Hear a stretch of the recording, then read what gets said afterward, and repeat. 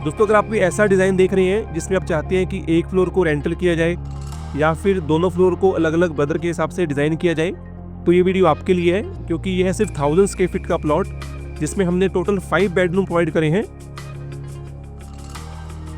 सबसे पहले ग्राउंड की बात करें तो यहाँ पर आपको 2 BHK सेट मिलता है अलॉन्ग विद पार्किंग एरिया, और फर्स्ट फ्लोर पर 3 BHK सेट मिलता है।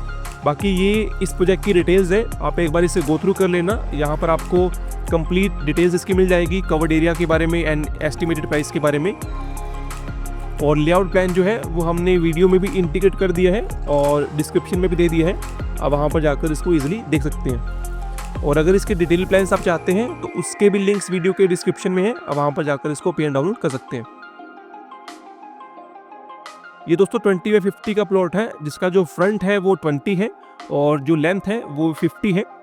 टोटल इसमें जैसे मैंने बताया कि 5 बेडरूम्स हैं, इसके साथ आपको ड्राइंग, किचन, डाइनिंग, 2 टॉयलेट्स मिल जाते हैं, जिसमें से एक टॉयलेट अटैच रहेगा और एक कॉमन।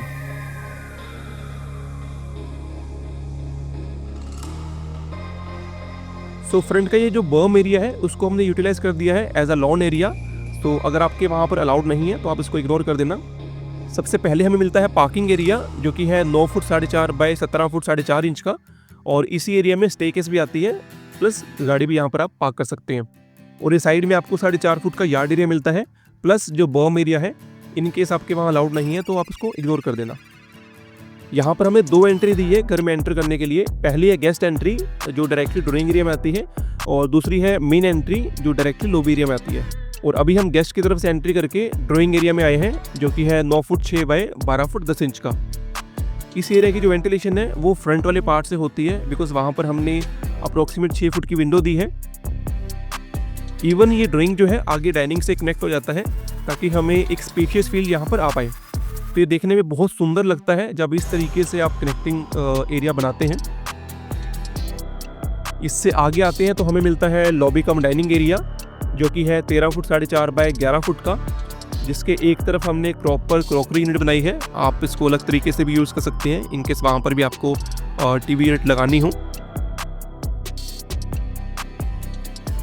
जैसा मैंने बताया कि एक मेन एंट्री भी आपको मिलती है जो डायरेक्टली इस लॉबी एरिया में आती है, उसके साथ आपको पूजा यूनिट मिल जाती है। आप इस तरीके से यहाँ पर उसको डिज़ाइन कर सकते हैं।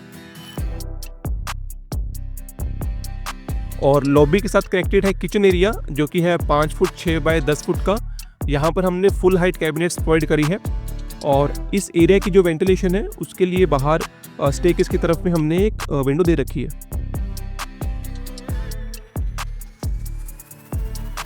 इससे आगे चलें तो ये है इसका कॉमन टॉयलेट, जो कि है 5 फुट 9 बाय 5 फुट का। इसकी जो वेंटिलेशन है उसके लिए हमने एक डक्ट दे रखी है, जो यहाँ पर 8 फुट की ऊंचाई से स्टार्ट होती है। जब हम फर्स्ट पे जाते हैं तो वहाँ पर आपको प्रॉपर दिखा दूंगा कि वो किस तरीके से दिखती है। इससे आगे आता है इसका फर्स्ट बेडरूम, जो कि है 9 फुट 4.5 बाय 14 फुट का, और इसी एरिया में आप वार्डरोब भी प्लान कर सकते हैं। हमने यहाँ स्लाइडिंग वार्डरोब दिखा रखा है।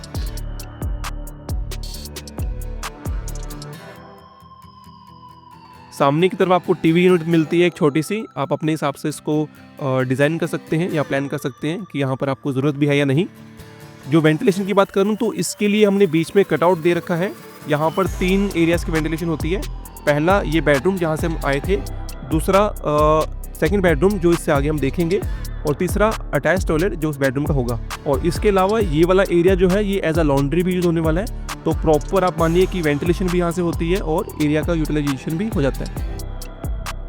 और ये है इसका सेकंड बेडरूम, जो कि है 9 फुट 6 बाय 14 फुट का। अब इसमें देखिए कि जो 20 फीट की विड्थ थी उसको हमने 2 पार्ट्स में स्प्लिट करें। तो एक बेडरूम जो हमने पहले देखा था, दूसरा ये हमें मिल जाता है। इस बेडरूम की खासियत है कि यहाँ पर आपको अटैच टॉयलेट भी मिल जाता है, और ये है इसका अटैच टॉयलेट, जो कि है 5 फुट 1.5 बाय 6 फुट का। तो ये था गाइस ग्राउंड फ्लोर, जहाँ पर हमने देखा कि फ्रंट की तरफ हमने ड्राइंग एरिया मिलता है, सेंटर की तरफ आपको किचन एंड लॉबी एरिया मिल जाता है, और लास्ट की तरफ आपको 2 बेडरूम्स मिल जाते हैं। तो एक कंप्लीट 2 BHK सेट आपको ग्राउंड पर मिलता है। और अब चलते हैं फर्स्ट की तरफ और देखते हैं जहाँ पर हमने 3 बेडरूम सेट प्रोवाइड करे हैं। बट उससे पहले हम बालकनी देख लेते हैं जो हमने फ्रंट की तरफ प्रोवाइड करी है।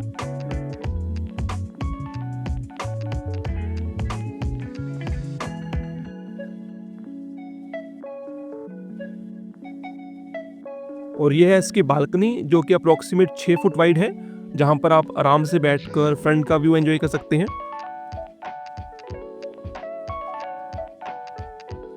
और अब आते हैं इसके थर्ड बेडरूम की तरफ, जो कि है 9 फुट 6 बाई 12 फुट 10 इंच का। और इस एरिया में आपको एक वार्डरोब और एक स्टडी एरिया भी मिल जाता है। आप चाहें तो इस पूरे फ्लोर को ही रेंटल में दे सकते हैं, it's all up to you. या फिर जैसा मैंने बताया कि आप उसको ब्रदर के हिसाब से भी बना सकते हैं। ग्राउंड एक कंप्लीट अपने आप में इंडिपेंडेंट है और फर्स्ट अपने आप में।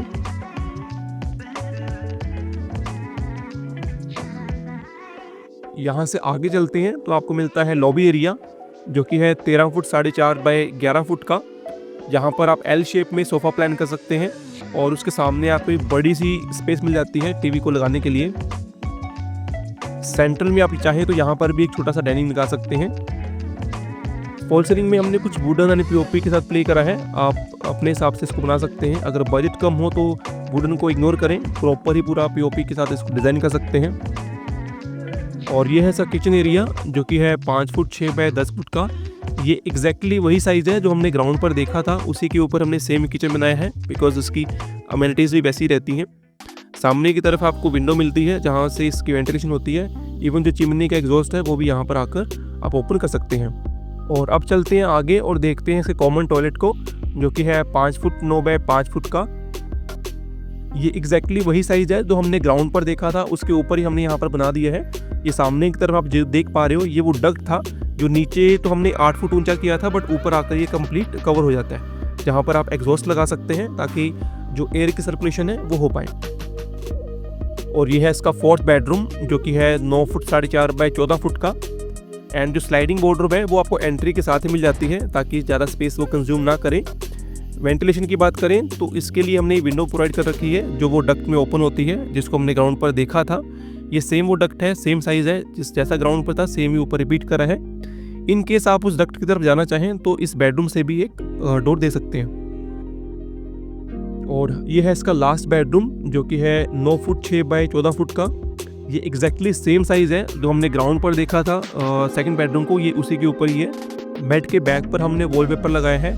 इवन जो फॉल सीलिंग है उसको ही कंटिन्यू करते हुए थोड़ा सा वॉल पर भी डिज़ाइन कर दिया है। और इस बेडरूम को भी जैसा ग्राउंड में था, यहाँ पर भी आपको अटैच टॉयलेट मिलता है सेम साइज़ का, जो कि है 5 फुट 1.5 बाई 6 फुट।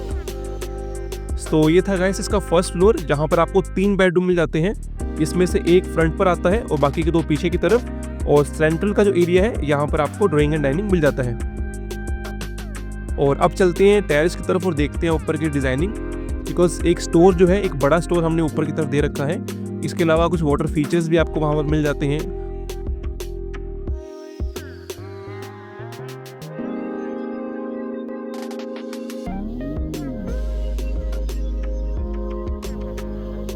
और ये है इसका टेरेस, जहाँ पर जैसा मैंने बताया कि परगोला के नीचे हमने कुछ यहाँ सीटिंग दे रखी है। इसको आप चाहें तो ऊपर से कवर कर सकते हैं ताकि थोड़ा सा रेनफॉल से एरिया बचा रहे। इससे आगे जाते हैं सेंट्रल वाले एरिया में, तो यहाँ पर आपको मिलता है वाटर फाउंटेन, जिसको हमने वाटरफॉल के हिसाब से डिज़ाइन कर रखा है। और इसके साथ आपको मिल जाता है यहाँ पर एक स्टोर। और स्टोर के साथ आप जो छोटा सा देख पा रहे हो, ये वो कटआउट को प्रोटेक्ट करने के लिए हमने फाइबर लगाया है ऊपर। वो साइडों में विंडोज़ दे रखी हैं ताकि जो एयर की सर्कुलेशन है वो बनी रहे, बट रेनफॉल जो है वो नीचे तक ना जाए। सो ये था गाइस 20 बाई 50 का डिज़ाइन। आई होप आपको अच्छा लगा होगा। अगर आपकी कुछ क्वेरीज है तो कमेंट्स में ज़रूर बता देना। और इसके अलावा भी हमने काफ़ी सेम साइज़ में डिज़ाइन बना रखे हैं। सभी के लिंक्स वीडियो के डिस्क्रिप्शन में आपको मिल जाएंगे, आप वहाँ पर जाकर उसको गो थ्रू कर लेना। बाकी वीडियो देखने के लिए बहुत बहुत धन्यवाद दोस्तों। नमस्कार।